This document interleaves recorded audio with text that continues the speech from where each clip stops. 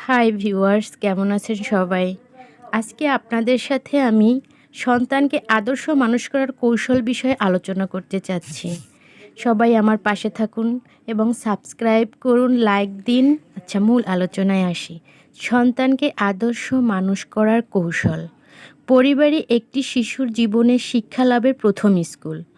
এখান থেকেই শিশু বয়সে একজন মানুষের মধ্যে বিভিন্ন নিয়ম নীতি আর আদর্শের বীজ রোপণ করা হয়। মা বাবা পরিবারের অন্যান্য সদস্যদের কাছ থেকে শেখা আচরণ শিশুটিকে পরবর্তীতে তার জীবন গঠনে সাহায্য করে।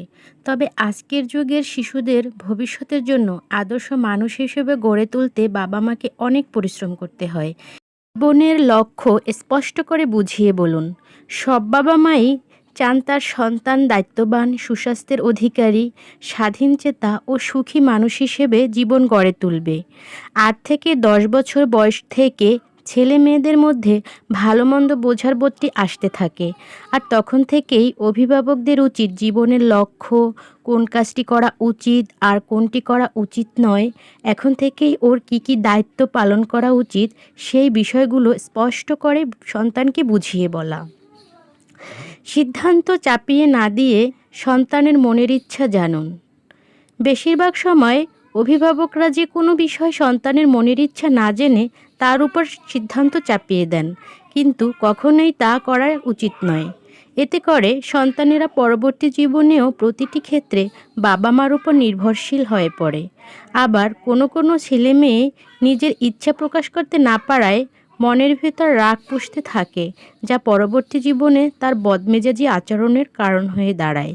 কিশোর বয়সে সেই রাগ প্রকাশ করে, বাবা মার সঙ্গে সম্পর্কের অবনতি হয়। সন্তানের মধ্যে পরিবর্তন দেখলে নতুন কিছু পরিকল্পনা করুন। বয়সের সঙ্গে সঙ্গে সন্তানের মধ্যে বিভিন্ন ধরনের পরিবর্তন আসে। কখনো সেই পরিবর্তনটি নেতিবাচক হতে পারে, তাতে বিচলিত হয়ে পড়বেন না, বরং সন্তানের সঙ্গে সময় দিন। ঠান্ডা মাথায় বসে ওর সঙ্গে আলোচনা করুন, ওর মনের ভিতর কী চলছে তা জানুন। শাসন না করে সমস্যাটি সমাধানের নতুন কিছু পরিকল্পনা করুন। সুন্দর একটি রুটিন তৈরি করে দিন। গবেষণায় বলেন, খারাপ বা দুষ্ট ছেলে মেয়ে বলে কিছু নেই। সন্তানদের বকে যাওয়ার পিছনে দায়ী থাকে খারাপ ও কঠোর রুটিন। সন্তানের আদর্শ জীবনে গঠনে বাবা মাকে প্রথম থেকেই প্রতিদিনের কার্যকলাপের জন্য একটি সুন্দর রুটিন করে দিতে হবে। খেয়াল রাখতে হবে সেই রুটিন যেন সন্তানদের রিল্যাক্সের জন্য, পরিবারের সদস্যদের সঙ্গে সময় কাটানোর জন্য যথেষ্ট সময় থাকে। একটি সুন্দর ডেইলি রুটিন আপনার সন্তানের জীবন সুন্দর গতি নিয়ে আসবে। ভালো কাজের জন্য প্রশংসা করুন। সন্তানরা ভালো কোনো কাজ করলে, পরীক্ষায় ভালো রেজাল্ট করলে বা বাসায় কোনো কাজ করলে ওকে অভিনন্দন জানানো, প্রশংসা করুন।